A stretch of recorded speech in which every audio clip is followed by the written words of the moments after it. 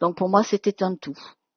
Et c'est comme ça que j'ai commencé dans le Marais, rue François Miron, et où là, justement, dans une cave, on faisait les conférences. Et puis, c'est arrivé un moment où c'était un petit peu à l'étroit. Donc, j'avais demandé un espace plus grand pour Paris. Et puis, voilà, je me suis retrouvée un jour à partir avenue Jean Écart, où là, j'avais des salles, des grandes salles, des conférences, plein de rencontres qui ont été des rencontres exceptionnelles.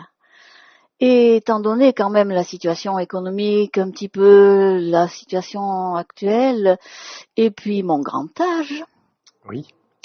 donc j'ai un petit peu levé le pied, j'ai continué quand même, parce que arrêter complètement, c'est pas facile non plus. Donc là actuellement, j'ai une petite librairie avec quelques quand même conférences encore, quelques petites signatures, parce que je peux pas m'en passer de faire ces rencontres.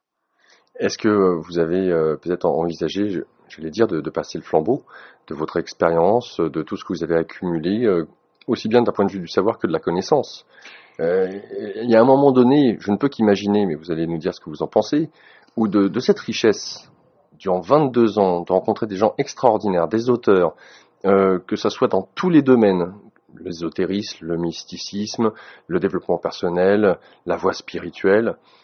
Au bout d'un moment, on a envie peut-être de transmettre. Donc de ceux et celles qui, au sein de votre équipe, vous ont accompagné, et de vous-même, de ce que vous ressentez, est-ce que l'envie, j'allais dire, de pouvoir passer le flambeau et de garder cette idée originale de base qui était la librairie, de pouvoir en donner quelque chose d'autre, un second souffle, si je puis dire, via une nouvelle génération? Ben, je l'avais un peu espéré, mais ça s'est pas passé. J'ai pas eu dans mes collaborateurs ils ont pris la retraite aussi, bon. Donc ils n'ont pas continué, bien sûr, il y a que moi qui continue en prenant la retraite. Mais finalement, j'ai pas eu la possibilité de transmettre quelque chose justement qui aurait pu continuer. Donc je continue tout doucement. Oui, tout doucement, Oui. parce que vous pourriez aujourd'hui arrêter. Oui, mais ça sera peut-être difficile, mais enfin je commence à y penser, hein. Ah oui, oui, Oui, quand même, quand un même. peu, hein. Oui. Ouais, c'est bien de s'organiser aussi Oui, pour cette autre vie, oui. peut-être, à un moment donné, voilà, vous consacrer à vous, vous donner du temps, parce que quelque part, tenir une librairie, avec tout ce que ça implique, pour ce qui est des conférences, des auteurs, faire ces rencontres, c'est, j'allais dire, une vie de service. Oui, mais c'est ce que j'ai fait pendant donc 10 ans, là maintenant, ou 15 ans. Mais là maintenant, non. Maintenant, j'ai l'impression de plus travailler.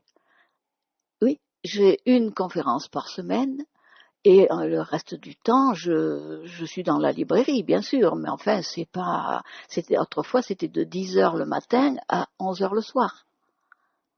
Mais oui, Alors, il faut tenir le rythme, la maintenant, c'est cadence. 11 heures, 19 heures. Maryse, vous êtes venue avec Chantal Costa. Oui, Je vais vous laisser nous présenter Chantal. voilà. Alors, Chantal Costa a écrit d'abord un livre qui s'appelle L'au-delà et les mondes invisibles. Et c'est une rencontre aussi, une merveilleuse rencontre que j'ai faite, mais récente justement, mais on en fait toute la vie. Et elle est venue donc pour son livre, L'au-delà et les mondes invisibles. Et puis nous avons parlé, et elle m'a appris qu'elle faisait des photos et des lectures de aura. Et je lui ai dit, mais ce serait bien de vouloir, parce qu'elle n'est pas à Paris, mais de venir un petit peu de temps en temps à Paris pour justement faire ses photos et ses lectures d'aura. Et voilà comment elle est venue et elle est dans ma librairie une fois par mois à peu près pour faire ses lectures et ses photos d'aura. Donc elle reviendra au mois de janvier, là maintenant. Lundi, on a prolongé un petit peu la semaine parce que logiquement, ma librairie qui est au 196 boulevard de Charonne maintenant, n'est ouverte que du mardi au samedi de 11 heures à 19 heures. Là, exceptionnellement, lundi, on va ouvrir la librairie, normalement de 11 heures à 19 heures, pour éventuellement, s'il y a des personnes qui seraient intéressées pour venir faire une photo ou une lecture de l'aura. Et Chantal va rester donc jusqu'à lundi soir. Donc je vais lui passer la parole puisqu'elle est là pour nous parler de tout cela et notamment en premier, je pense qu'elle va nous parler de son livre merveilleux qui est L'au-delà et les mondes invisibles. Chantal, Oui, oui. Lorsque on écrit un livre, j'ai souvent entendu dire que finalement c'était le livre qui appelait à naître et non pas un désir propre de l'auteur d'écrire un livre, pour écrire un livre. Comment s'est passé cet accouchement? C'est effectivement cela. J'ai vraiment été appelée à écrire ce livre, à témoigner de mon expérience de NDE. J'ai fait 3 expériences de NDE et de pouvoir vraiment témoigner de la vie, de la continuité de la vie après la vie et de mes connexions avec les êtres de l'autre côté du voile. Je pense que je vis toutes ces expériences pour pouvoir témoigner uniquement et pouvoir en parler.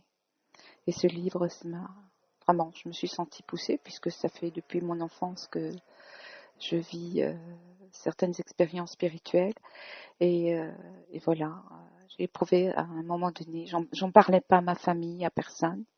C'est très difficile de parler de ces choses-là. Et je me suis sentie poussée à le faire. Vraiment, c'était le moment. C'était le moment. L'occasion pour les auditeurs de vous préparer à entendre, à partir en voyage dans l'au-delà, mais peut-être que l'au-delà c'est aussi ici et maintenant. On va faire une petite respiration musicale, on se retrouve tout de suite.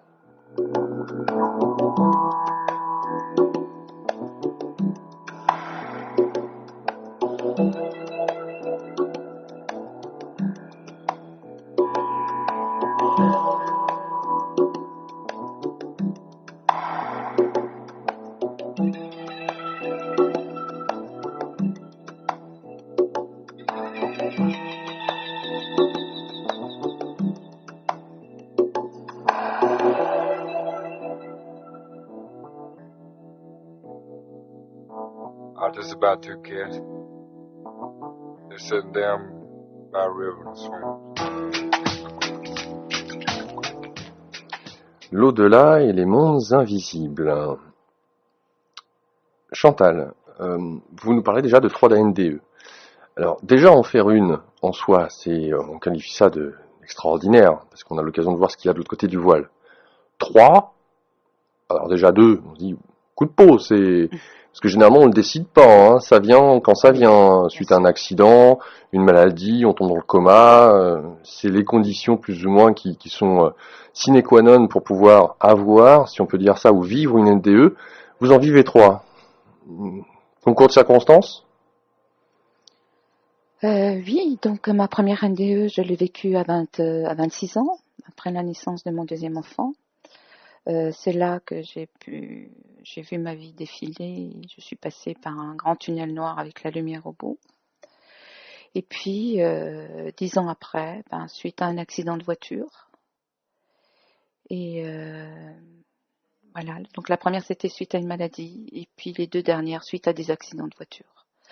Mais c'était pour témoigner que la mort est un passage et qu'on peut passer de différentes façons de l'autre côté. Puisque je ne suis pas passée par le tunnel noir les 3 fois. J'ai vécu cela complètement différemment. À chaque fois? Oui. Le contexte était différent? Oui, tout à fait. Donc je peux témoigner de cela, qu'on peut passer de l'autre côté de différentes manières. Et c'est ce que retrace le livre? Vous abordez vos 3 NDE dans le livre? Tout à fait, oui. Je parle des 3 NDE, de la façon dont je l'ai vécu. Et puis je donne des explications aussi. Hein. Vous souhaitez nous en dire plus? Pour commencer, déjà la première, si vous le voulez bien. Vous dites une maladie, est-ce que ça vous dérangera de savoir quelle a été la cause de la maladie? Vous disiez... Ce qui s'est passé la première fois, c'est que je me suis réveillée un matin, mes enfants et mon mari dormaient encore, et je me suis assise dans mon lit, et là j'ai vu comme un écran devant moi, j'ai vu ma vie défiler à grande vitesse, c'était impressionnant. Et puis à un moment donné, je me suis sentie partir dans un tunnel tout noir, aussi très très vite.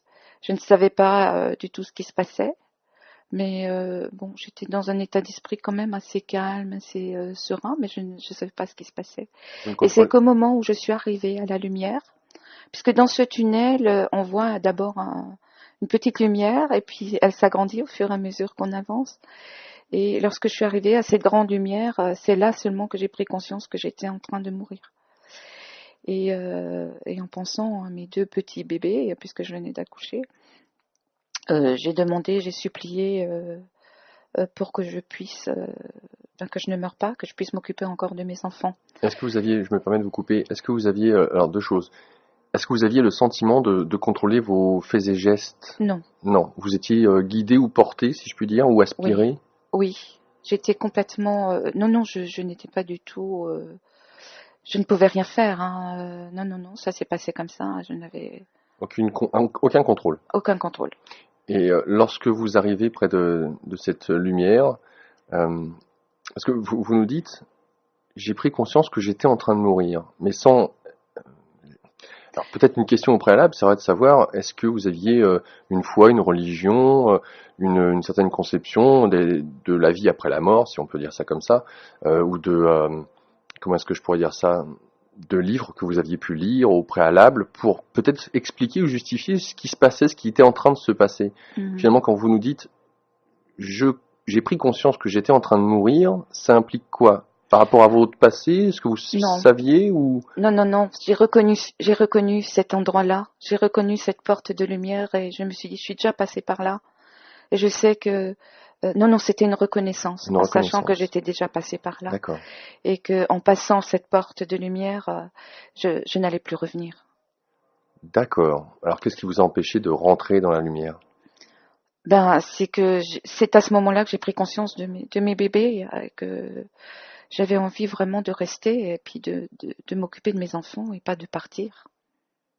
Et le fait de faire cette prière, si je puis dire... J'ai supplié. Oui. Et à travers ces supplications... Je me suis retrouvée tout d'un coup dans mon lit.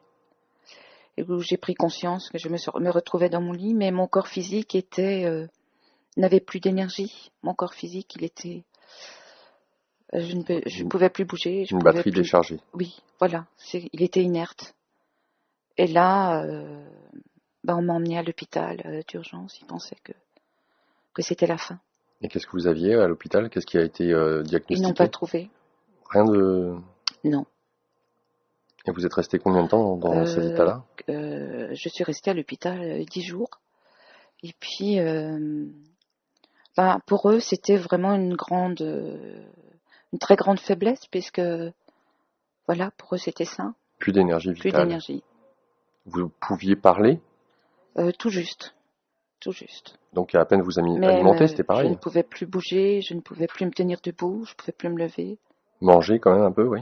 Et puis petit à petit, ma force est revenue et petit à petit, j'ai pu m'alimenter et puis voilà. Une question qui paraît saugrenue, mais je me la pose. Oui, allez-y. Je la pose. Quel genre de femme étiez-vous avant cet événement-là, si on peut dire? Alors, vous nous dites ce que vous voulez bien dire de vous, de cet avant-événement. Je ne sais pas, est-ce qu'on peut dire que vous étiez une femme les pieds sur terre, ancrée, cartésienne, vie de famille, 2 enfants. Enfin, est-ce qu'on vous qualifiait de tête dans les nuages déjà peut-être avant cet événement? Oui, j'étais toujours un petit peu particulière, hein, mais je vais dire que j'étais une femme d'affaires. On venait de monter une affaire avec mon mari, un atelier mécanique général. On était en train de construire notre maison, une très grande maison. Et puis, je secondais mon mari dans les affaires. Je pense que j'ai toujours été, depuis l'enfance, quand même très, très croyante.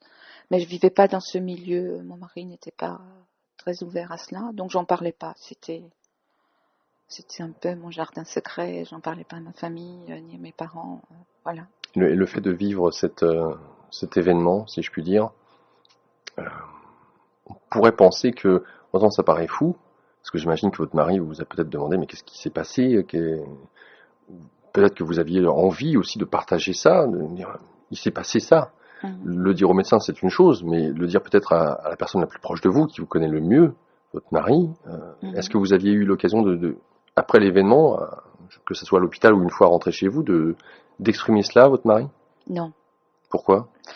Parce que je savais qu'il n'y croyait pas. Il est athée? Non, c'est pas qu'il est athée, mais non. Mais vous le sentiez incapable d'entendre? Oui. Cela. Parce que dans ma famille, on ne parle pas beaucoup spiritualité. Mes parents m'en ont jamais parlé. Voilà. Et puis mon mari non plus. C'était pas son domaine. Alors, Donc je parlais pas de ce que je voyais, de ce que je vivais, de ce que je déjà à ressentais. l'époque? Oui. Déjà après cet événement ou avant? Déjà avant, j'ai eu des manifestations où je Quel voyais des genre? choses. Ben par exemple, lorsque j'ai eu mon petit bébé, on avait un appareil sur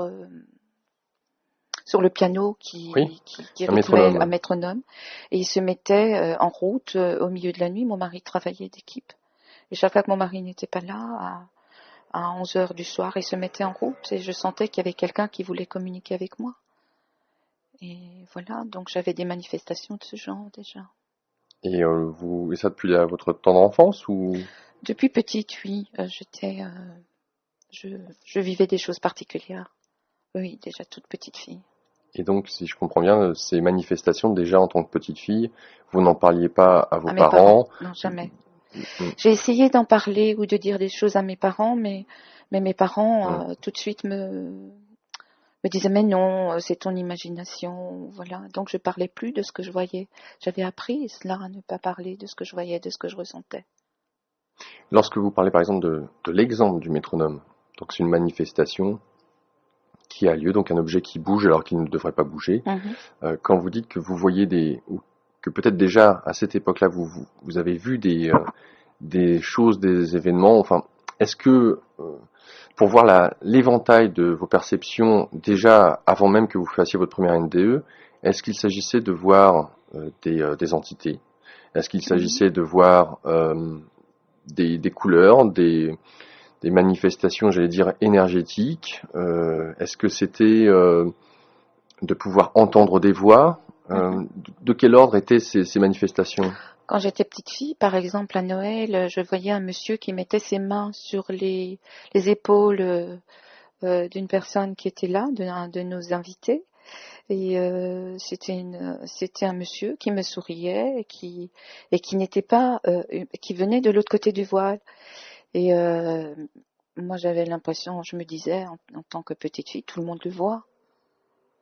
Et voilà. Puis c'est avéré que je voyais des êtres de l'autre côté, mais je me suis aperçue que les autres ne ne voyaient pas ce que je voyais. Et c'était difficile d'en parler. C'était difficile, c'était devenu mon jardin secret, et voilà. Est-ce qu'il vous est arrivé de voir des personnes de votre famille, de vos aïeux, grand-père, grand-mère, Plus tard, oui, plus tard? plus tard, oui, bien sûr. J'ai vu mon papa quand il est parti de l'autre côté, mon frère jumeau. Est-ce que vous avez communiqué avec eux? Oui, oui. Ce que j'avais, c'est que, par exemple, mon frère jumeau, j'ai vu son accident avant qu'il l'ait. Donc, Un comme rêve sur un écran, c'est un écran qui se place devant mes yeux pas en et rêve où je peux voir. prémonitoire. Non, c'est des flashs comme ça que je peux voir. Et donc, on m'a montré son accident de voiture où il est mort, oui. Et puis, lorsqu'il est parti, il était une semaine dans le coma. Et puis, lorsqu'il est parti, ben, j'ai senti mon âme qui traversait. J'avais 27 ans. J'ai senti mon âme qui traversait mon corps et puis qui ressortait par le haut de la tête. Et puis, je l'ai accompagné. J'ai accompagné mon frère jumeau. De l'autre côté. Oui. Parce que là où c'est très intéressant pour moi, lorsque vous dites avoir été en communication avec votre père et votre frère jumeau, c'est que si vous n'en parliez pas, en tout cas à votre père et votre mère, de leur vivant, parce qu'ils s'y prêtaient pas attention, parce que pour eux ça n'existait pas, ou qu'ils avaient une conception peut-être limitée tout simplement de ce que devait être la vie après la mort, lorsque vous rentrez en communication avec votre père, est-ce que lui-même sait ce qui se passe? Où est-ce qu'il est? Qu'est-ce qu'il fait? Peut-être essaye-t-il de communiquer avec votre mère, parce qu'il a peut-être pas le sentiment d'être mort. Vous pouvez le voir, communiquer avec. Comment se passent ces échanges, son état d'être ou d'esprit à ce moment-là? Mon père s'est présenté à moi. J'ai vécu plein d'expériences où mon père m'a aidé, où ma famille m'a aidé, m'ont sauvé la vie. J'en parle beaucoup dans mon livre. Et mon père s'est présenté à moi. Un jour, je rentre dans ma chambre pour chercher un gilet. Et puis, il était là, mais il était dans son corps de lumière. C'est-à-dire une forme humaine, mais très lumineuse. Et à un moment donné, c'est comme si quelqu'un peignait son visage pour que je puisse le reconnaître. C'était vraiment magique. Bon, moi je savais que c'était lui parce que on peut communiquer à travers l'énergie, on peut savoir qui est l'être qui est en face de nous. Et donc j'avais reconnu mon père, mais là il m'a pas parlé, il s'est montré, tout simplement. Mais c'était parce que ce jour-là j'avais une très très bonne nouvelle. Mon fils à Paris avait vraiment réussi. Il m'a dit maman tout va bien, c'est bon, il a monté son affaire. Et puis c'est en allant dans ma chambre que j'ai vu mon père. Donc c'était la fête, c'était la joie. Et j'étais très heureuse de le voir. Mais pour moi, il est passé de l'autre côté du voile. Il n'a pas erré entre deux. Il n'a pas erré. Parce que je fais la différence entre les êtres que je peux voir, puisque j'ai vécu dans 5 maisons hantées. Ah oui. Oui, j'ai eu cette expérience. Oui.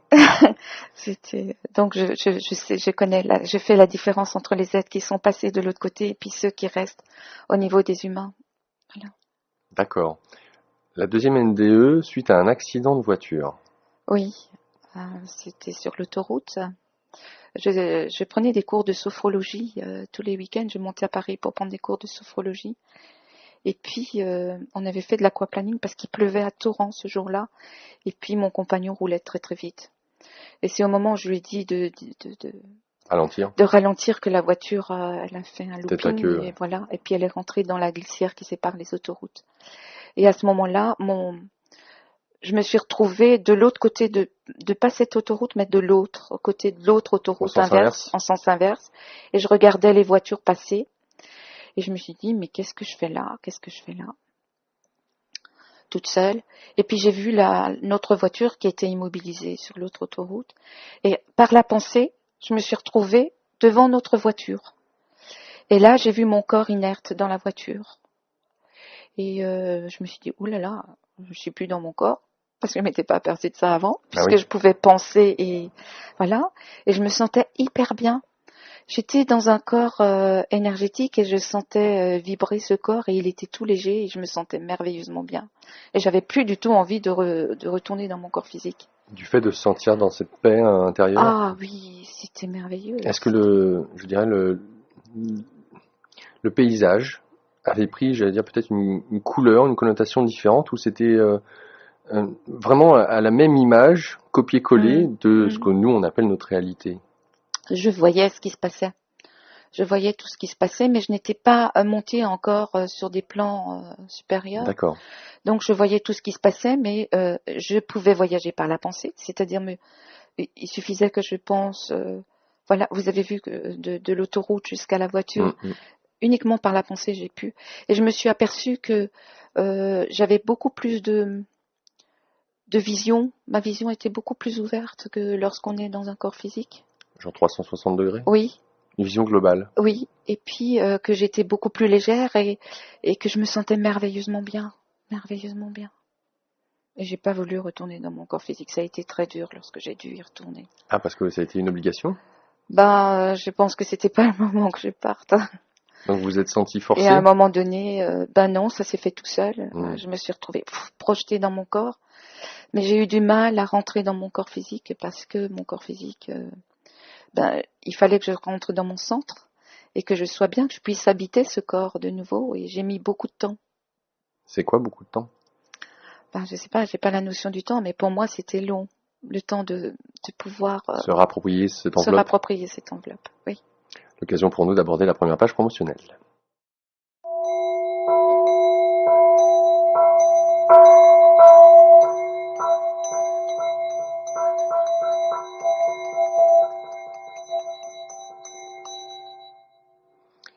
Avec nous, Maryse, de la librairie L'Essentiel, sans le chiffre 100, L'Essentiel. Maryse, avec ce numéro de téléphone, le 01 47 00 65 11. 01 47 00 65 11. Le site internet, www.l'essentiel.free.fr. Vous tapez sur internet, non, c'est pas celle-là, Maryse? Non. Je vous écoute. L'essentiel.com. Ben voilà, l'essentiel.com. De toute façon, on rappelle aux auditeurs qu'il ne s'agit pas d'écrire l'essentiel comme quelque chose qui est essentiel, mais l'essentiel, le nombre écrit Sans. CENT, CIELS, bien entendu, l'essentiel.com. Ce numéro de téléphone pour en savoir plus, que ça soit aussi bien sur, pour ceux qui n'ont pas internet, bien entendu, les horaires d'ouverture, de fermeture, les différents événements, conférences, il y en a une par semaine qui sont annoncées, et puis bien entendu la venue de Chantal Costa au sein de la librairie. Chantal, vous faites des lectures auriques, Oui. d'après photo. Oui. On va avoir l'occasion de parler durant cette émission. Donc, différents événements à annoncer. Le premier, c'est déjà d'une part votre numéro de téléphone, Chantal. C'est le 06 27 86 44 37. Oui. Que je répète, le 06 27 86 44 37. Et le site internet, très simple, chantalcosta.com, tout attaché en un mot, Costa, C-O-S-T-A, chantalcosta.com. Le livre, L'au-delà et les mondes invisibles, Oui. aux éditions L'Arbre vert. L'Arbre vert. Mhm. Les voyageurs du temps? Non? Ça vous dit rien? Non. Autant pour moi. Non, je posais la question. J'avais noté ça. Donc, je me demandais dans quelle mesure est-ce que cela faisait écho à cette émission. Je ne sais pas. Les voyageurs du temps, c'est intéressant Ouais. ça. Hein. Oui, tout à fait. Bon. Ça correspond tout à fait. Et au-delà de ça, on rappelle les différents événements qui ont lieu aussi bien pour l'une que pour l'autre, puisque vous êtes venu pour nous parler communément de votre association, si on peut dire, puisque Chantal, vous allez faire justement des lectures des photos d'aura, ça sera à la librairie avec Maryse, ça sera le lundi 3 décembre, à partir de quelle heure? Le lundi 3 décembre à partir de 11h, À partir de 11 en heures. prenant rendez-vous. Ah oui, parce qu'il risque d'y avoir quand même poule. Hein. Oui, et la consultation dure 1 heure. D'accord. Donc il faut prendre rendez-vous au numéro de téléphone 06 de Chantal, qui même demain dimanche D'accord. pourra prendre un rendez-vous pour lundi. Autre événement qui aura lieu à la librairie, ça sera le 24, 25, 26 janvier, l'année prochaine. Donc, le 24, il y aura une conférence à 19h pour parler du livre. Oui. Donc là, pour tous ceux qui seront là pendus à leur poste de radio et qui n'auront pas la totalité et leur soif étanchée, ils auront l'occasion de venir donc le 24 janvier 2013 à 19h à la librairie L'Essentiel, que d'ailleurs je vais donner l'adresse postale, même si vous l'avez donné tout à l'heure, Maryse, le 196 boulevard de Charonne, c'est dans le 20e à Paris. Donc le 24, conférence à 19h pour parler du livre, le 25 et le 26, à nouveau des lectures des photos d'aura. Là aussi, pour les auditeurs qui sont intéressés, de pouvoir appeler, puisqu'il s'agit de prendre des rendez-vous, une consultation durant 1 heure. Fin de cette première page promotionnelle. Le petit gong, j'aime bien le petit gong. Oh oui, j'aime beaucoup.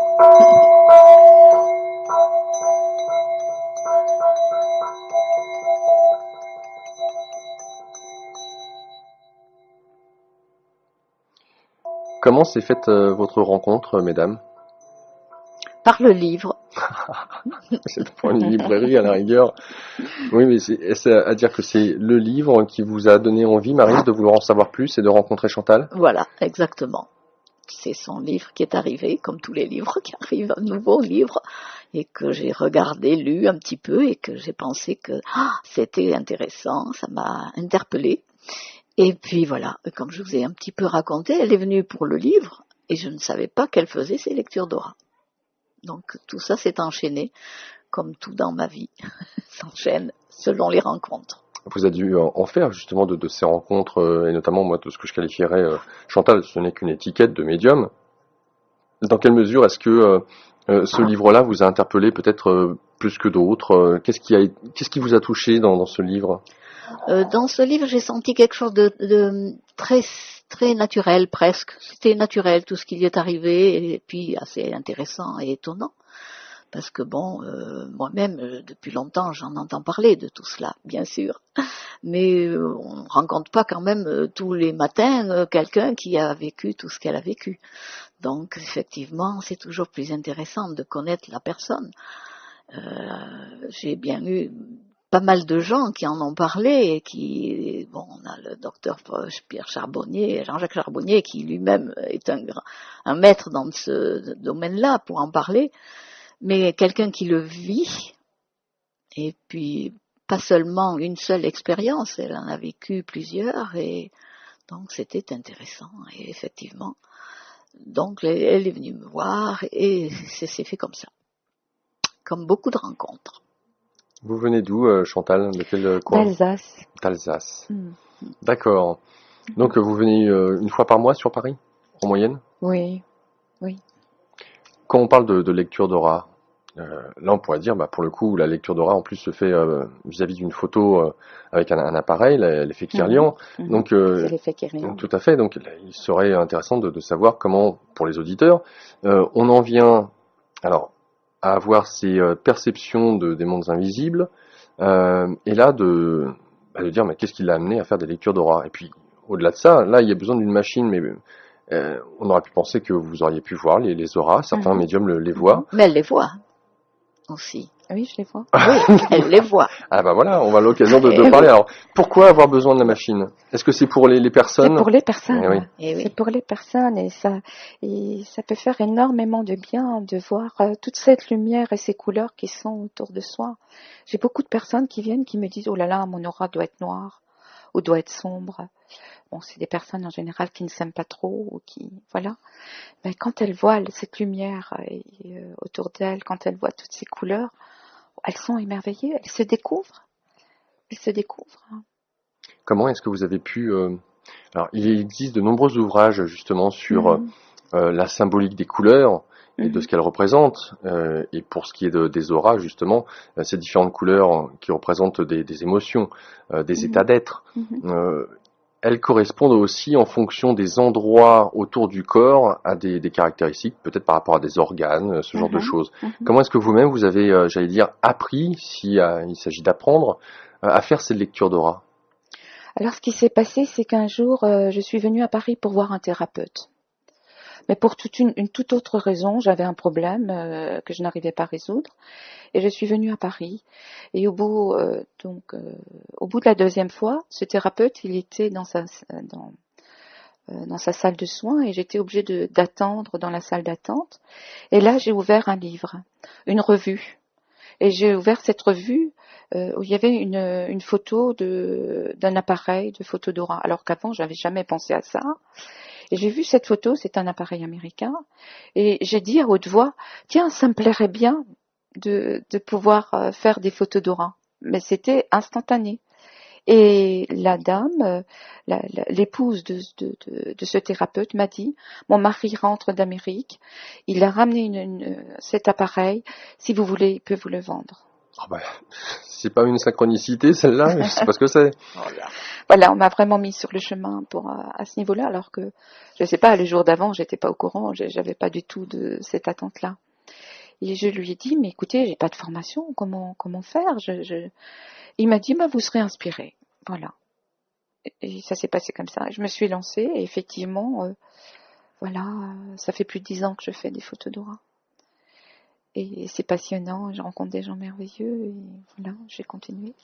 Donc pour ce qui est de l'interprétation, c'est une canalisation. C'est une canalisation. Et les gens sont ravis.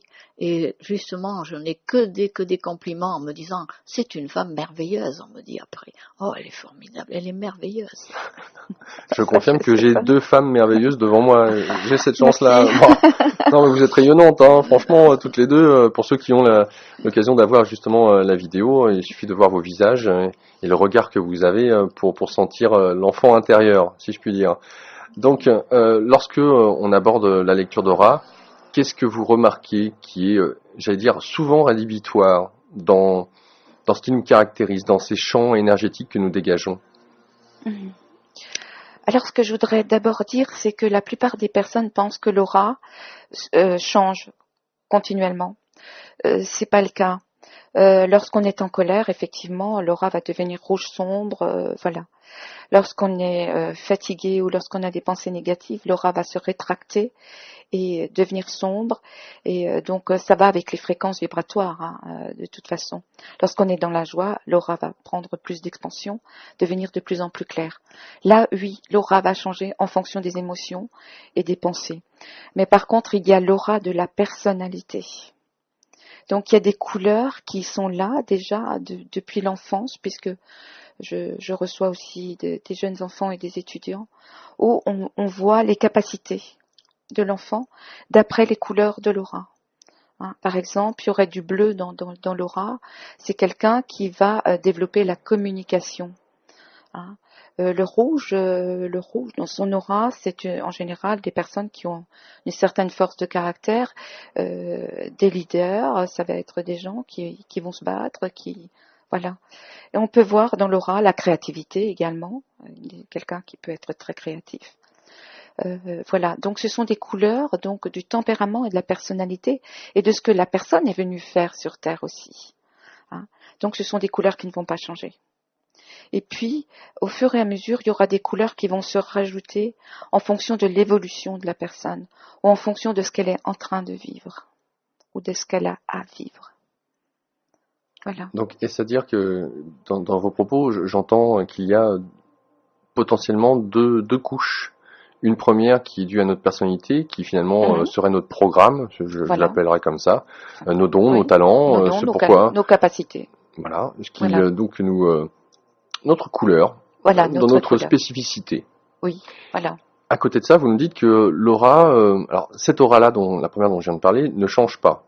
Oui, elle peut s'éclaircir. Par exemple, un rouge, si la personne a un rouge très très vif, il peut passer à l'orange au fur et à mesure de son évolution, mais bon, ces couleurs restent. L'orange symbolisant Enfin, c'est le rouge qui s'atténue, c'est la force de caractère qui peut être très réactive au départ, qui peut au contraire s'atténuer. D'accord. Voilà.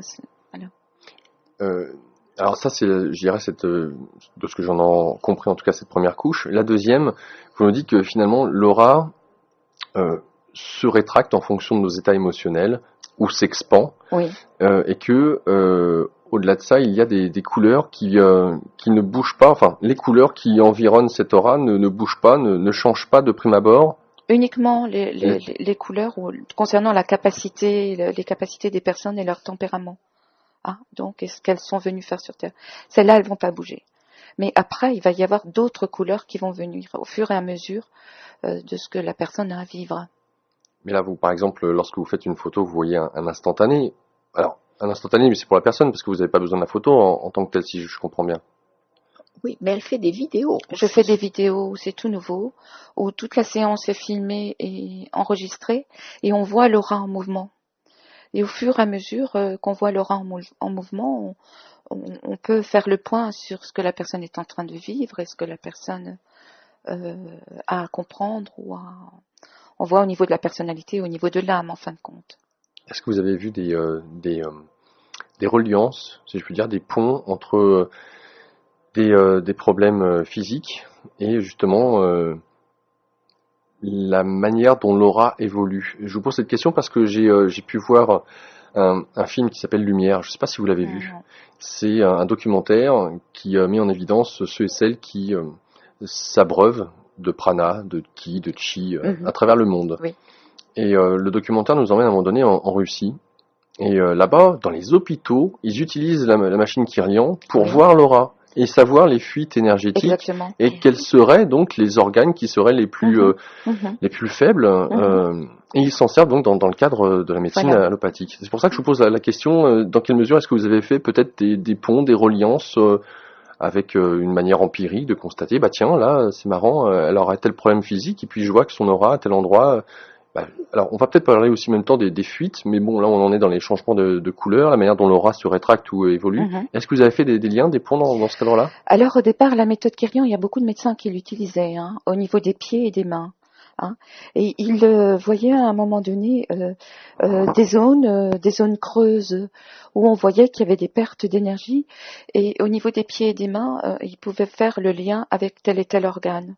Ah, donc la méthode Kirlian, c'était cela. Il y avait pas mal de médecins qui utilisent encore cette méthode. Moi, ma méthode, elle concerne surtout l'évolution spirituelle, Psychique. voilà. Et ce que la personne a à comprendre pour avancer et pour lâcher prise aussi, voilà. C'est surtout à ce niveau-là. Bon, au niveau médical, je m'avance pas trop. D'accord.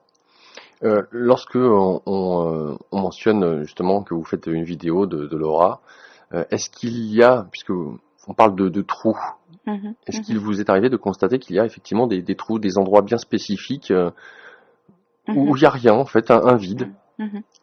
Non, il y a des zones où l'aura n'est pas lisse, si vous voulez, où elle fait un peu comme des vagues. D'accord. Hein. Et puis au niveau des chakras, on peut voir aussi comme des pertes d'énergie ou ce genre de choses. Donc, ou des chakras décentrés. Là aussi, j'avais une personne qui avait un cancer, qui avait un chakra complètement décentré. D'ailleurs, puisqu'on parle de décentrage, est-ce que vous y voyez un lien avec votre deuxième accident, votre deuxième NDE? Pas le deuxième accident, la deuxième NDE, lorsque vous nous avez dit tout à l'heure qu'il vous avait été difficile de revenir dans votre corps, de vous recentrer. Est-ce que ça colle à ce que vous venez de dire sur le fait d'avoir nos chakras Oui, oui. Quand on n'est pas dans son centre, enfin moi je le ressens quand je suis pas dans mon centre et j'arrive à me recaler. Ben oui, on peut ne pas être dans son centre et on peut avoir des chakras décalés. Oui. Et qu'est-ce que ça implique de ne Ben, pas au être niveau dans de la son corps? santé déjà, au niveau de la santé, puisque les organes ne sont pas bien, le chakra c'est quand même un centre d'énergie. Qui est pas là seulement au niveau spirituel, mais qui est là aussi pour donner l'énergie aux différents organes qui correspondent à ces endroits-là. Donc oui. Est-ce que vous avez pu constater Alors, j'ai rencontré différentes personnes qui avaient eu l'occasion, et ça m'est arrivé il y a longtemps sur Paris, j'avais la vingtaine, d'avoir dans un magasin, je ne sais plus dans quel arrondissement, j'avais fait une photo de mon aura. Je ne me rappelle pas qu'il y ait eu d'explication sur la symbolique de l'aura, mais on pouvait faire effectivement cette photo. Et donc cette boutique-là, parce que c'est une boutique, tous ceux qui étaient un petit peu branchés allaient dans cette boutique, et de constater que certaines personnes avaient des auras, alors j'allais dire peu... je vais donner les couleurs, comme ça sera plus simple, toutes blanches ou toutes jaunes. Alors que généralement, on a tendance à avoir une aura rouge, bleue. Il y a un mélange de couleurs. Ouais, mais assez uniforme quand même. Hein. Oui. Oui. Donc pour ce qui est de ces spécificités, est-ce que vous avez noté ce genre de choses? Alors moi j'ai marqué depuis 2 ans, oui, qu'il y a de plus en plus de blanc qui rentre dans l'aura. Et pour moi le blanc représente toutes les couleurs en fait. Hein, toutes les couleurs de l'arc-en-ciel, plus des couleurs qu'on ne peut pas voir avec nos yeux. Et ce blanc rentre dans l'aura parce que la personne a déjà fait un certain travail sur elle-même, de lâcher prise, de travail sur les mémoires, de compréhension et d'évolution. Et là, je vois que le blanc va rentrer de plus en plus dans le champ. Et je pense qu'à un moment donné, l'aura va tenir toute blanche. Maintenant, il y a des personnes qui ont du jaune dans leur aura qui est complètement jaune. Ce sont en général des personnes qui sont très créatives, qui ont beaucoup de jaune. D'accord. D'autres spécificités comme ça à travers les couleurs? Alors, ce que je peux voir aussi dans l'aura, c'est quelqu'un qui se drogue. Donc, il y a des zones, c'est marron. L'aura devient marron par endroits. Donc, j'ai déjà eu des jeunes qui sont venus me voir. Et c'est très visible. Hein. C'est très visible. Et ça implique quoi d'avoir justement le fait que l'aura soit de cette couleur marron, ça implique quoi dans le psychisme ou dans la personnalité? Oui, donc il y a un problème physique et puis un problème aussi au niveau de l'énergie, parce que la personne perd son énergie. L'aura, c'est l'énergie. Elle représente l'énergie aussi de la personne, hein, à tous les niveaux. Est-ce que, j'imagine que vous savez la couleur de votre aura? Oui. Vous nous en faites partager ou pas? Est-ce qu'il y a une spécificité par rapport à ça? Mon aura, oui, bleu. Je porte du bleu. Oui, D'ailleurs, c'est sûr. j'adore le bleu. Je le pensais très fort, mais je me suis dit, bon, quand même, J'ai déjà remarqué que les personnes ont des couleurs qu'elles préfèrent et s'habillent de cette façon-là parce que leur aura a aussi cette tendance. Oui. intéressant. Donc mon aura, il y a du blanc, du bleu et du violet. Voilà. Alors le violet, qu'est-ce qu'il symbolise? C'est la médiumnité et puis la connexion avec le plan divin. Le bleu? Le bleu, la communication. Le bleu, la communication. L'aide aux autres et la communication. Le- La paix aussi. Donc voilà. Ah oui, on pense à la Vierge Marie. Le bleu, bah oui, c'est vrai. Oui. C'est un bleu ciel, beaucoup plus clair. Voilà. Le vert? Le vert, c'est l'amour inconditionnel. C'est en général les thérapeutes qui ont le vert dans leur champ. Oui. D'accord.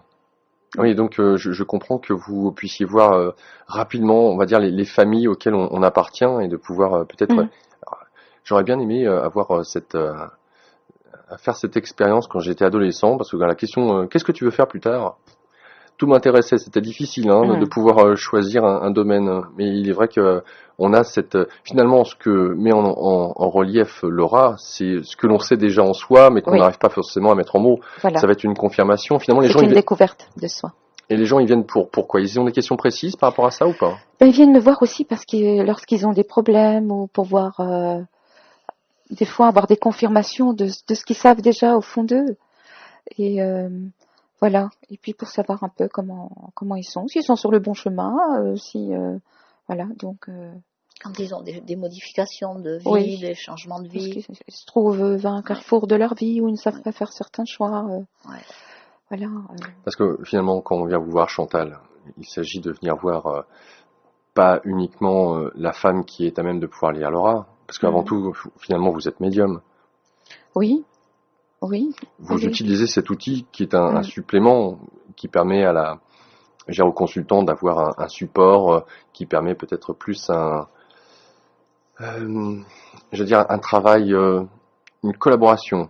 Voilà. Plutôt que d'avoir toujours, je pose des questions, on me répond et il y a un échange là, un partage qui se fait qui est Oui, peut-être tout à plus fait. intéressant. C'est assez riche pour le coup. C'est Et puis très une manière de riche. s'impliquer, peut-être davantage en même temps. Oui, c'est très. Puis il y a des reconnaissances d'âme aussi, c'est merveilleux. Il y a des choses merveilleuses qui se passent. C'est-à-dire quand vous parlez de reconnaissance d'âme. Je ressens depuis 3 ans à peu près les personnes avec qui j'ai vécu dans d'autres vies. Et c'est magnifique, c'est magique, c'est merveilleux. Donc il y a de l'amour qui passe. Voilà, je pense qu'on est de plus en plus de personnes à ressentir ça. Maryse, un Oui. petit mot sur ce que vient de nous dire Chantal.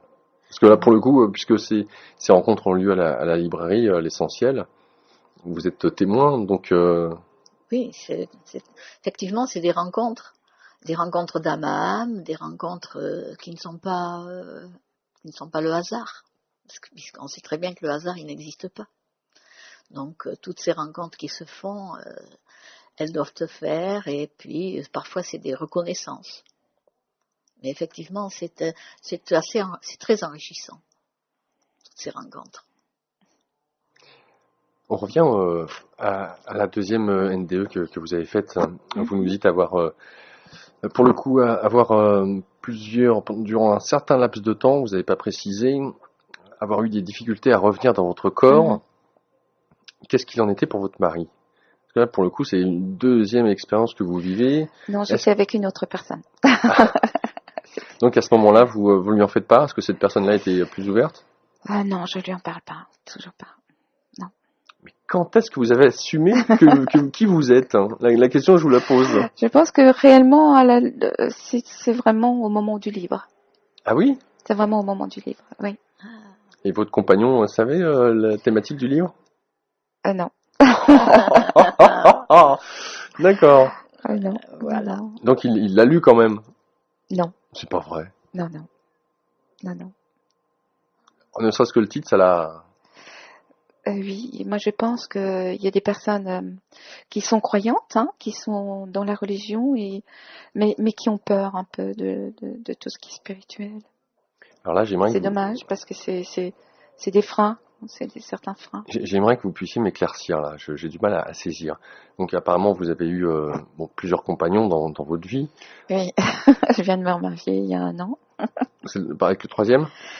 Oui, D'accord. Et lui s'intéresse à ces choses-là ou pas? il est près de moi, il écoute. Voilà, oui. Vous lui Oui et non, sans s'impliquer. D'accord. Vous lui avez fait une lecture d'aura? Oui. Qu'est-ce qu'il en a pensé? Il était très content. Alors, j'aimerais saisir quelque chose. Comment quelqu'un comme vous, qui est à ce point-là entre deux mondes, c'est ce qu'est un médium, un intermédiaire, et qui a donc une vision globale de la vie au sens large du terme, complètement en décalage avec la plupart des êtres humains, comment se fait-il que vous, puisqu'il n'y a pas de hasard, que vous vous mettiez en relation avec des personnes qui, j'allais dire, soit sont fermées à ça, alors que ils partagent votre intimité quand même. Et puis de votre côté, vous nous dites, c'est bon, c'est mon jardin à moi, je n'en parlais pas. Et je pourrais vous dire, mais oui, mais enfin, c'est normal que vous n'en parliez pas, puisque la personne en face n'est pas à même de vouloir découvrir ce genre d'univers. Donc on n'en parle pas, c'est logique.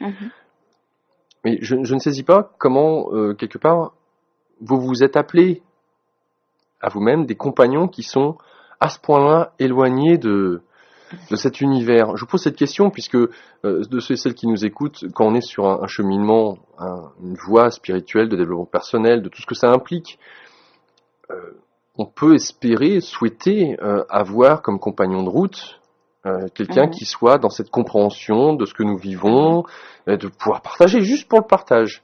Donc pourquoi vous êtes-vous amené à vous-même des compagnons qui se soient à ce point-là étaient loin de cet univers? Est-ce que vous avez une réponse? Parce que peut-être vous n'en avez pas d'ailleurs. Peut-être. Voyons la réponse. La réponse, moi je pense que bon, ce sont des êtres que j'ai connus dans d'autres vies aussi, parce que, et qu'on devait se retrouver, ça c'est clair. Et je pense que de notre côté, on est très complémentaires. Ils arrivent à me remettre les pieds sur terre et à être, voilà, on est complémentaires. D'accord. Oui. Ah oui. Ça enfin, pour moi, c'est cela. Oui, ça s'explique. D'ailleurs, vous voyez, les couples aussi, quand les couples vivent le même, travaillent ensemble, ont la même profession, c'est difficile aussi, hein. C'est parfois préférable pour qu'un couple puisse durer de ne pas avoir tout à fait la même orientation. C'est juste. Alors, c'est peut-être ce qui facilite la chose. Peut-être. Nous allons aborder tout de suite la deuxième page promotionnelle.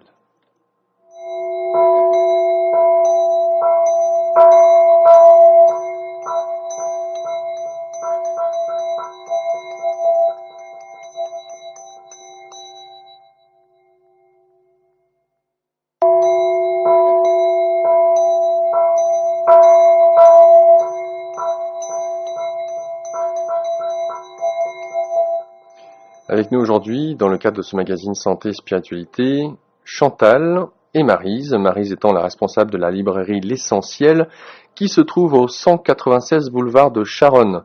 C'est dans le 20e. Je vous rappelle que cette librairie est ouverte tous les jours de 11h à 19h. Pour en savoir plus concernant la librairie et ses actualités, voici le numéro de Maryse, le 01 47 00 65 11, que je répète, le 01 47 00 65 11. Le site internet, l'essentiel.com. L'essentiel, alors le chiffre 100, mais écrit en lettres, dans un moteur de recherche, où vous tapez directement, dans un moteur de recherche, l'essentiel, vous allez tomber très rapidement sur le site internet, l'essentiel.com. Chantal Costa, donc, qui est l'auteur de ce livre, L'au-delà et les mondes invisibles, aux éditions L'Arbre Vert. Chantal, on rappelle votre numéro de téléphone, le 06 27 86 44 37, le 06 27 86 44 37.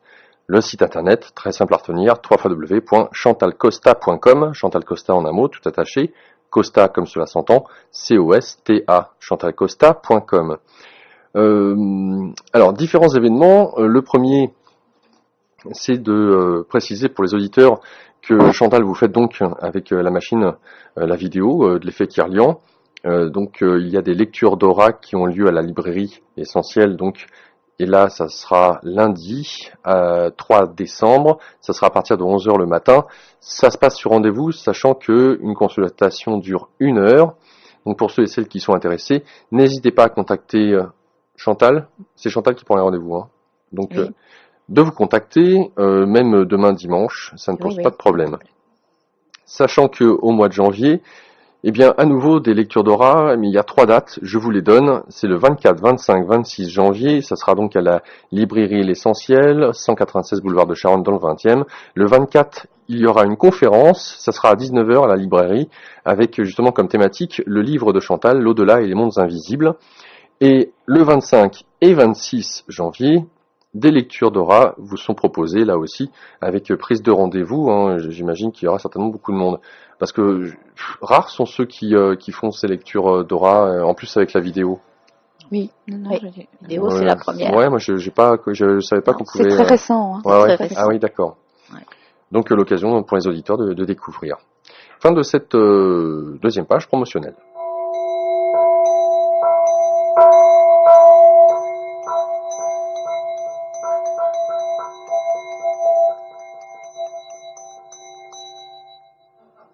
Chantal, Maryse, je vais ouvrir le standard pour les auditeurs, parce que autant j'ai des questions, mais j'imagine qu'ils en ont aussi. Donc le 08 92 23 95 20, le 08 92 23 95 20. Je reviens sur le livre. Donc la deuxième NDE, avec ce laps de temps assez conséquent pour revenir aligné, centré dans votre corps. Est-ce que on peut dire qu'à partir de cette deuxième NDE, il se passe pour vous quand même un... Parce qu'entre toutes les manifestations de votre enfance, votre première NDE, celle-ci, il y a de quoi non pas tant se poser des questions, mais là aller un peu plus en profondeur sur finalement pourquoi est-ce que je suis sur cette terre, qu'est-ce que j'ai y faire, j'ai des dons, j'ai des talents, dans quelle mesure est-ce que j'assume cela et je me mets au service des autres pour utiliser ces outils-là. Enfin moi ça me viendrait à l'esprit spontanément, c'est pour ça que je vous mets dans cette réflexion, comment vous vous placez, comment vous vous situez suite à cette deuxième expérience. C'est pas suite à la deuxième expérience, c'est suite à la troisième expérience que vraiment je. Ah, il vous en faut, hein. On n'est pas... Et vous savez, non, quand je veux on pas, je comprend veux pas. voilà. Non, tu comprends pas, très bien, on y va, on y retourne. D'accord, vous êtes une dure à cuire, donc Chantal. Oui. Faut croire. Faut croire. Donc la troisième. Oui, donc c'est suite à la troisième où vraiment j'ai pris conscience. C'est là qu'est venue pour l'écrire, l'idée d'écrire le livre. Enfin, ça a été très fort. Donc Et de témoigner, vraiment surtout témoigner de la vie après la vie. Hein. Voilà. autre accident de voiture. Oui, c'était un accident de voiture. Là, c'était avec en traversant une forêt.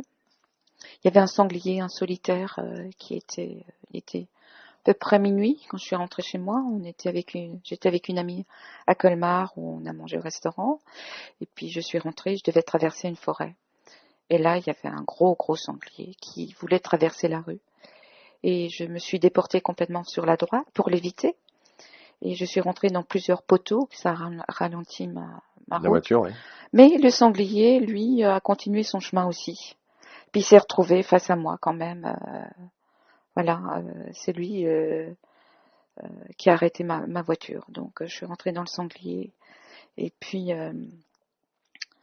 et là, il s'est sauvé. Moi, Il s'en est sorti. Pour moi, il s'en est sorti. La peau dure, hein, sanglier. Hein. Ah, c'est costaud comme bête. Hein. Oui, et puis c'était vraiment solitaire, il est tout gros. Là, ouais. Et là, j'ai fait une chose que je devais pas faire. J'avais peur qu'il soit blessé, et donc je suis descendue de voiture pour voir s'il était blessé ou si. Ça, c'est une chose à pas faire. Ça. Et puis je l'ai plus retrouvé. Il était reparti dans la forêt. Et puis ma voiture, elle était complètement cassée. Bon. Je me suis retrouvée dans la forêt à minuit, personne. Et votre amie? Non, j'étais toute seule. Ah, vous étiez toute seule. Ah oui, d'accord. Vous Oui. êtes séparés après le resto. D'accord. Et Et puis voilà, donc j'étais dans la voiture, j'ai téléphoné aux gendarmes pour leur dire ce qui s'était passé et puis demander à ce que quelqu'un puisse venir me chercher et emmener la voiture. C'était en quelle année ça? Ça date de 5 ans. Ça fait 5 ans, oui. D'accord. Et puis voilà, ils m'ont envoyé un dépanneur qui est venu me chercher, qui a pu me ramener chez moi. Et quand j'étais chez moi, mon mari étant en déplacement souvent, je me retrouve toute seule. Et la nuit, là, j'ai commencé à avoir des douleurs terribles au niveau des cervicales. J'avais des côtes fracturées, enfin, j'étais pas bien. Et vous en J'avais étiez très pas mal. rendu compte? Pas sur le moment, je l'ai rien D'accord. ressenti sur le Hmm. moment. C'est la nuit que tout s'est réveillé. Et j'ai une amie infirmière qui est venue me chercher et qui m'a emmenée chez elle. Et c'est là, j'étais étendue sur le divan, puis elle préparait à manger. C'était le dimanche. Et là, j'ai senti au-dessus de ma tête, au niveau du chakra couronne, comme une aspiration, comme si quelqu'un aspirait mon âme à naître, aspirait mon âme. Et j'ai senti mon âme qui montait, puisqu'elle habite le corps, qui montait, c'est une forme très douce, vraiment merveilleuse. Je sentais cet amour, et qui montait, et au fur et à mesure qu'elle montait, les parties de mon corps s'endormaient, mon corps physique s'endormait, Qu'est-ce que vous appelez s'endormir? c'est-à-dire qu'il devenait inerte. Vous étiez debout quand c'est arrivé? Non, couché. Couché? Mais je sentais plus mes pieds, par exemple, ils devenaient inertes, et puis après mes mollets, et puis après, au fur et à mesure que l'âme montait. Est-ce que on peut dire que plutôt que le terme que votre corps était inerte, j'emploie d'autres termes hein, pour essayer de saisir ou sentir ce que vous voulez dire. Est-ce qu'on peut dire que puisqu'on parle des pieds, que la sensation des limites de votre corps disparaissait ou se diluait? Oui, c'est-à-dire qu'on sent plus son corps, quoi. Mais je sentais une partie de mon corps suivant où se trouvait l'âme, suivant la montée. Est-ce que on pourrait parler de montée de Kundalini? Non, j'ai fait une montée de Kundalini, c'est tout à fait différent. Tout à fait différent. Ah, c'était très violent. Wow, c'est monté très fort, la montée de Kundalini. Non, là, c'est vraiment une forme en moi qui se dégageait. Hein, pour moi, c'est mon âme. C'était une forme qui se dégageait, quelque chose qui s'est mis à bouger en moi et à monter. Voilà. Et au fur et à mesure qu'elle montait, ces parties du corps, c'est comme si elles étaient plus habitées. Et je ne sentais plus. Et donc, il y a mes amis qui sont venus, qui m'ont dit que j'avais envie de fermer les yeux et puis de me laisser aller. Ils sont venus, ils m'ont frictionné tout le corps pour que je ne perds pas connaissance, que je parte pas. Et je devais garder les yeux grands ouverts, j'avais du mal de rester comme ça. Et puis à un moment donné, j'ai dit non, c'est pas le moment. C'est pas le moment que je pars. Non, je veux pas partir. Et puis mon âme est redescendue dans mon corps. Et puis c'est arrivé une deuxième fois où l'âme est montée, remontée. Il y avait de nouveau cet appel, cette aspiration vers le haut. Et puis chaque fois mon corps s'endormait. Mes amis me frictionnaient. Ne t'endors pas. Et la deuxième fois, j'ai dit non, je ne veux pas partir. J'ai pas fini le mandat de mon âme. J'ai encore quelque chose à faire sur Terre. Et là, j'ai vu un écran devant moi et on me montrait pas ma vie, ce que j'avais vécu, mais on me montrait ce qui me restait encore à vivre. Et là, donc, c'est un écran, comme la même chose que la première fois, sauf qu'on me montrait ce qui me restait à vivre. Et donc, l'âme est redescendue. Et lorsque les ambulanciers sont venus, l'âme est remontait de nouveau, était aspirée. C'était la troisième fois et mon corps s'endormait. Et là, j'ai dit non, je veux rester. Vous m'avez montré ce que j'avais encore à vivre. Je veux terminer ce que j'ai à vivre. C'est comme si on me donnait le choix de partir ou de rester pour terminer encore ce que j'avais à vivre. Et là, donc, l'âme est redescendue. Et puis là, je savais que c'était la dernière fois que ça se passait. Que voilà, elle était là, elle allait rester là et m'habiter et que j'allais continuer de vivre. Et puis après cette expérience-là, donc on m'a monté à l'hôpital. Et après cette expérience-là, ma vie a changé complètement à tous les niveaux. Donc au niveau sentimental, j'ai changé de région et à tous les niveaux, ma vie a été complètement bouleversée après cela. Voilà, et c'était pas évident. Donc c'est comme si on m'avait dit bon ben tu veux rester, ben reste. T'as encore voilà. Oui, je le vois comme étant. Je donne juste mon ressenti. Hein, ça vaut ce que ça vaut, mais vous me dites ce que vous en pensez. Et après, on accueillera Awa. C'est comme si les deux autres fois où vous avez fait CN2E, on vous disait quelque part, bon, écoute, t'es venu ici pour quelque chose de bien particulier, et tu le fais pas.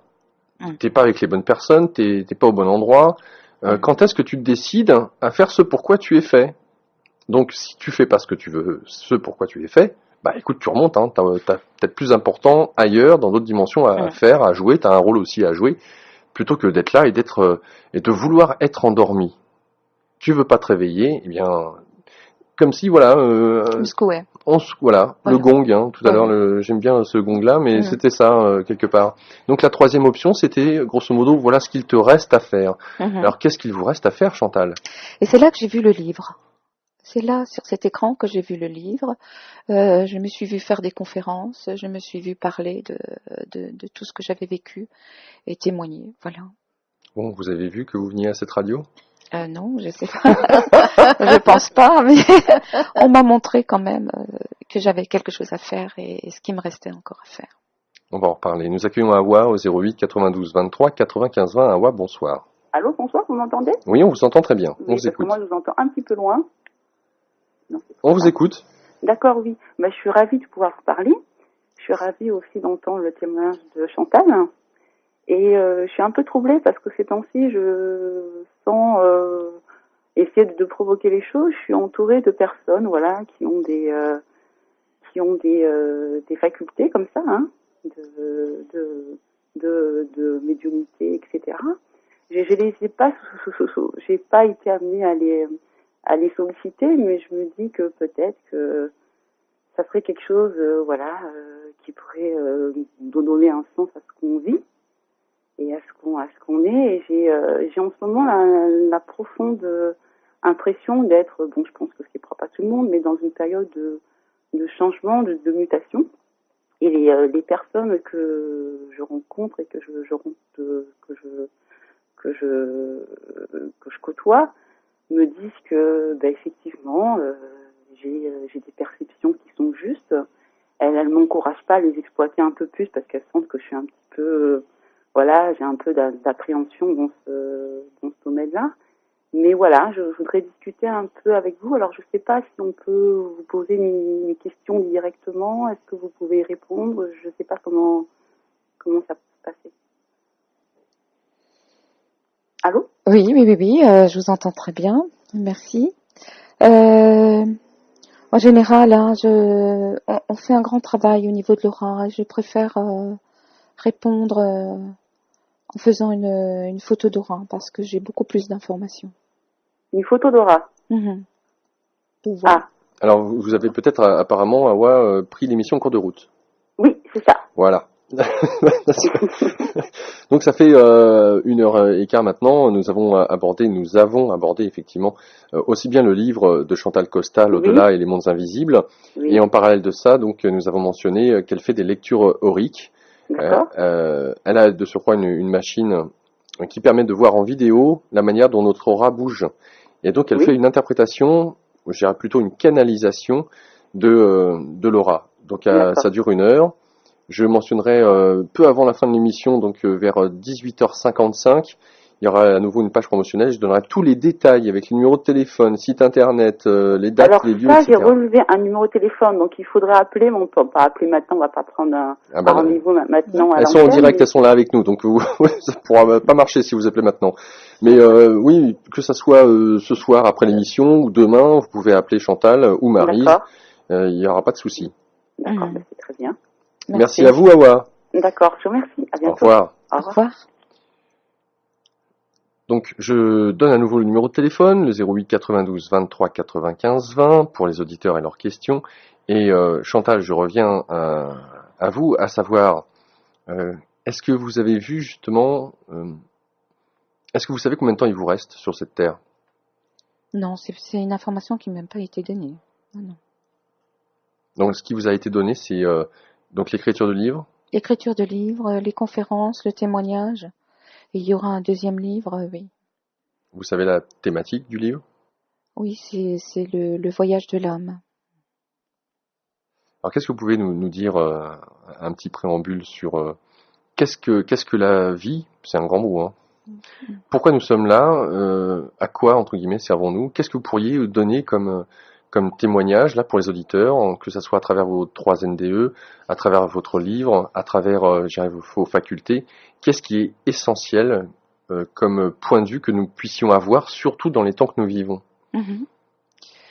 Je crois que chaque être humain est unique et vient sur Terre vraiment pour faire évoluer l'humanité. Et pour moi, c'est vraiment clair. Nous avons tous des capacités, certaines capacités qui font que on a des choses à vivre spécifiques et à réaliser sur notre chemin. Et voilà. Que faut dire de plus? Je sais pas. Je vais vous laisser le soin de choisir vos propos pour transmettre ce message-là. Et là, je vous pose la question à toutes les deux. Maryse, vous avez l'occasion de recevoir de nombreux ouvrages. Nous parlons beaucoup à longueur de temps, pour ceux qui sont dans ce cheminement-là de connaissance de soi, des temps que nous vivons, et puis à travers le médium que vous êtes, Chantal, aussi, peut-être des messages que vous recevez, à travers les canalisations. On a le sentiment que les gens sont complètement à côté de leur pompe. On parlait tout à l'heure de décentrage, de décalage, et en même temps, maintenant, enfin, une soif de revenir, de se recentrer, de vouloir être à sa place, parce qu'il y en a marre de vivre une vie qui n'est pas la nôtre. Tout à fait. Et en même temps, cela ne se fait pas forcément qu'en douceur, au vu des temps que nous vivons, je le rappelle. Qu'est-ce qui serait important de garder à l'esprit, justement, par rapport à ça? Parce qu'on peut toujours trouver des excuses sur j'ai pas le temps, j'ai pas l'argent, ça va pas, c'est la faute des autres, enfin bref, j'en passe et des meilleurs. Oui, non, le plus important, c'est justement de rester centré, d'essayer d'être le plus centré possible sur soi-même, d'essayer de reconnaître un petit peu ses capacités, de lâcher prise, de faire confiance et de faire le mieux que l'on peut. Je pense que là, si on arrive à faire comme ça, à vivre comme ça, en lâchant prise, parce que c'est sûr que la vie actuellement, elle n'est pas facile, mais bon, on la vit. On la vit le mieux qu'on peut en essayant avec beaucoup d'amour, parce que c'est vrai que c'est quand même la meilleure des nourritures, beaucoup d'amour, et puis essayer de faire le mieux qu'on peut. Moi, c'est le message qui avait été donné il n'y a pas longtemps par Don Miguel Ruiz, que je viens de recevoir et qui donne dans les 4 accords Toltec. Oui, tout à fait. Et c'est vraiment, si on appliquait ces 4 accords Toltec, tout serait beaucoup plus facile. D'ailleurs, à travers les différentes lectures, ouvrages que vous avez l'une l'autre, vous lisez, Chantal? Oui, beaucoup. Quel serait, puisque nous sommes en fin d'année, le ou les livres qui vous ont marqué, là, récemment, dernièrement, qui pour vous vous ont vraiment beaucoup élevé, si je puis dire? Oui, mais il y a le livre de Eckhart Tolle, quand même, oui. Le pouvoir du moment présent, c'est un incontournable. Et puis quand même aussi, justement, ce livre de Don Miguel Ruiz, Les 4 accords Toltec, et j'ai même un médecin, moi, elle me les achète par 5, 6 pour les offrir. Les 4 accords Toltec. Il y a même le 5e qui a été écrit par le fils de Don Miguel Ruiz, mais déjà, appliquer les 4 accords Toltec, c'est un bon chemin. Chantal? Moi, le livre d'Eckhart Tolle, c'est quelqu'un que j'ai écouté ses conférences, j'ai lu tous ses livres. Pour moi, c'est vraiment lui. Il nous donne des clés, les clés pour vivre ici et maintenant, pour vivre dans l'instant présent, pour prendre conscience aussi de revenir à soi, à l'être que l'on est. On est divin avant d'être humain. Et je crois que c'est vraiment le moment d'en prendre conscience. C'est maintenant. De savoir si on se trouve au niveau de l'ego ou au niveau de l'âme. Un autre livre peut-être? C'est le livre. Qu'est-ce que j'aurais comme livre actuellement? Je lis un livre très ancien qui s'appelle La vie des maîtres. J'adore. Et c'est agréable de relire. Tout à fait. Oui. Tout à fait. C'est l'un des rares livres que j'ai lu 2 fois. Voilà. Oui, moi exactement. aussi. Oui, et moi aussi on le relit. Et c'est fabuleux. Ouais. Le livre, l'auteur? James? Non, c'est pas Non. Bon. La vie des maîtres. Non, non, non. C'est pas évident, hein. Je me rappelle pas. Mais maintenant que je veux le dire. De Spalding. David, Ah oui, voilà. c'était Mais oui, Spalding. Ah oui. Moi, je vais avoir lundi le 8, un nouveau livre, L'émergence d'un monde nouveau, de Éric Saunier. Éric Saunier, vous devez connaître ses musiques, Cosmophonie, il avait fait de très belles musiques, et Luminescence, qu'il m'avait d'ailleurs présenté à ma librairie, et quand je les avais entendues, je lui dis, mais il faut les produire, ces musiques. Il les a produites, elles sont épuisées, maintenant il les a plus, et il a écrit un nouveau livre, qu'il va dédicacer là le 8 à la librairie, L'émergence d'un monde nouveau. C'est quand même aussi un livre intéressant. d'accord. Donc ça sera pour vous en tout cas, ce que vous souhaitez pour les auditeurs à travers ces livres, de pouvoir faire en sorte qu'ils se retrouvent avec eux-mêmes, d'avoir des outils, des clés qui leur permettent d'avancer sur ce cheminement de qui nous sommes. Mhm. Exactement. Alors il nous Merci. reste quelques minutes. On va en profiter pour parler de ce que vous souhaitez. Est-ce que Chantal, Maryse, vous souhaitez peut-être aborder différents éléments que nous n'avons pas abordés, qui pour vous sont importants? Parce que je pose des questions, mais je vous laisse le choix, l'option, durant ces dernières minutes, de parler de ce qui vous fait Si plaisir. Chantal a quelque chose de particulier, non? je crois Bon, ben alors, de toute façon, particulier, c'est que ma librairie, elle a beaucoup voyagé et que maintenant, elle se trouve boulevard de Charonne. Ça, c'était important parce que je pense que j'ai quelques clients que j'aimais beaucoup et que, bon, ben, qui n'ont pas pu suivre certains, et je suis contente quand je les retrouve, hein, notamment certains qui étaient rue François Miron et qui me retrouvent encore maintenant. Voilà, donc c'était une belle occasion. Je suis ravie d'être ici à la radio ici et maintenant. Justement, une année, un mois de décembre, presque un anniversaire pour moi. Donc je suis ravie que vous m'ayez Un accueilli plaisir partagé. aujourd'hui. Parce que là, pour le coup, je fais votre rencontre.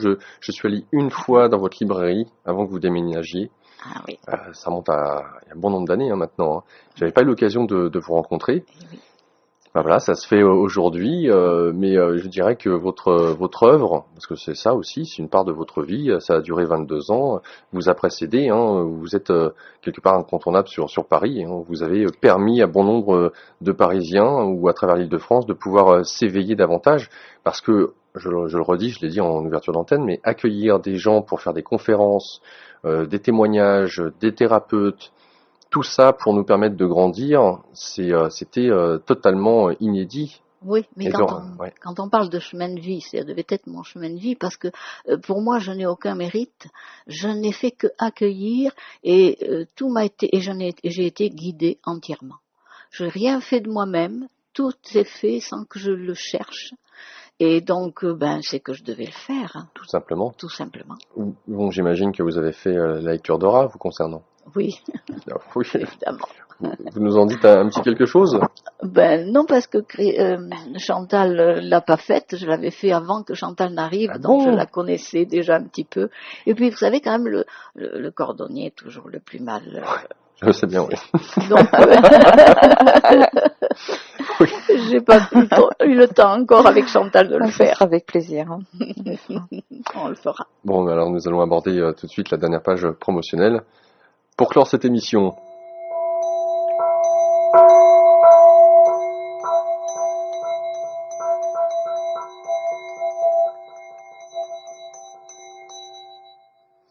avec nous ce soir, invité du magazine Santé et Spiritualité, Maryse, la responsable de la librairie L'Essentiel, ainsi que Chantal Costa, auteur, médium, et notamment Chantal fait la lecture aurique. Alors, je vais vous donner toutes ces informations. Sachez en tout cas que Maryse de la librairie L'Essentiel, je donne l'adresse postale pour les auditeurs. Elle se trouve, cette librairie, au 196 boulevard de Charonne. C'est dans le 20e à Paris. Le métro le plus proche, C'est Philippe Auguste, juste à côté. le métro Philippe Auguste. Le numéro de Maryse, pour en savoir plus, celui-ci, le 01 47 00 65 11. 01 47 00 65 11.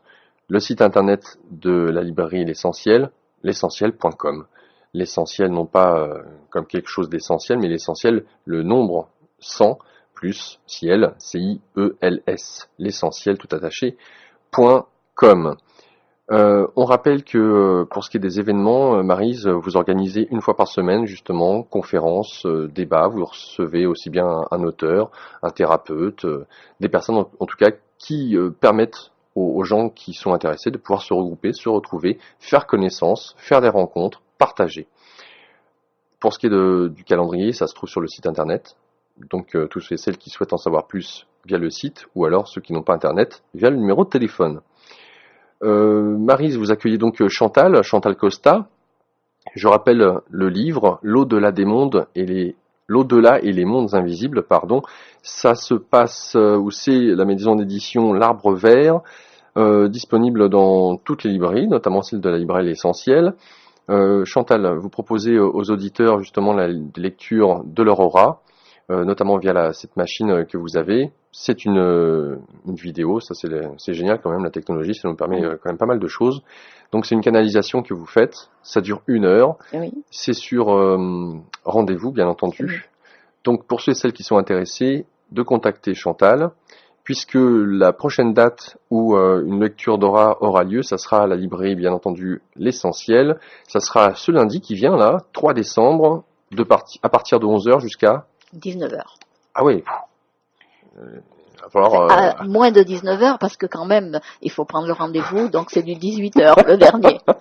D'accord.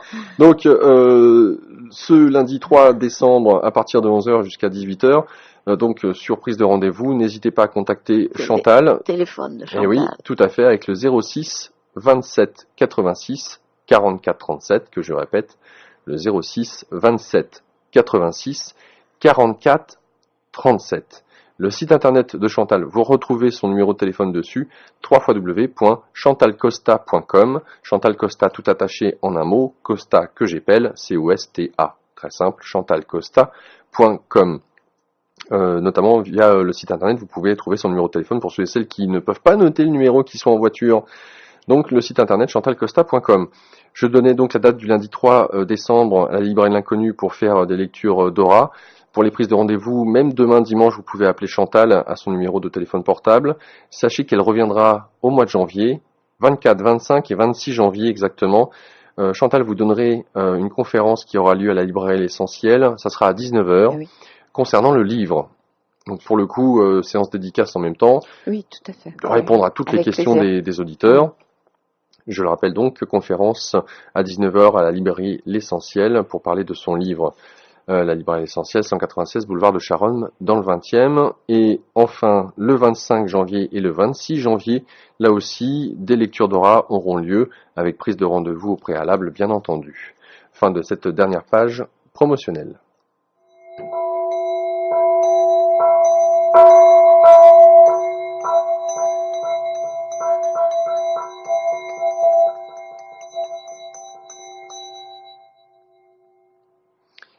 Et c'est la fin de cette émission. Mesdames, que vous dire si ce n'est un grand merci d'être Grand venues merci à nous vous. faire Merci à vous. partager ce moment d'1h30, ça passe vite et Ouais. je n'ai pas vu le temps passer, comme à mon habitude de toute façon. Donc super. Super. Merci. Voilà, merci beaucoup bon. pour cette fin d'après-midi. Merci à vous aussi Je beaucoup. vous souhaite de bonnes fêtes de fin d'année. Merci également. de même. Bonne fête. Au revoir. Au revoir. La suite de nos programmes sur ici-maintenant.com, puisque nous quittons la bande FM, l'occasion pour vous d'écouter ou de réécouter la merveilleuse histoire que nous avons vécue hier soir avec Jean-Pierre Chaumeton pour ce livre de Wayne Lee Corman, Invitation à l'impensable. Je vous invite à nous écouter sur ici-maintenant.com. Retour ce soir sur la bande FM à partir de 23h. Je vous souhaite une très bonne soirée et vous dis à demain, dimanche, pour un nouveau magazine Santé et Spiritualité.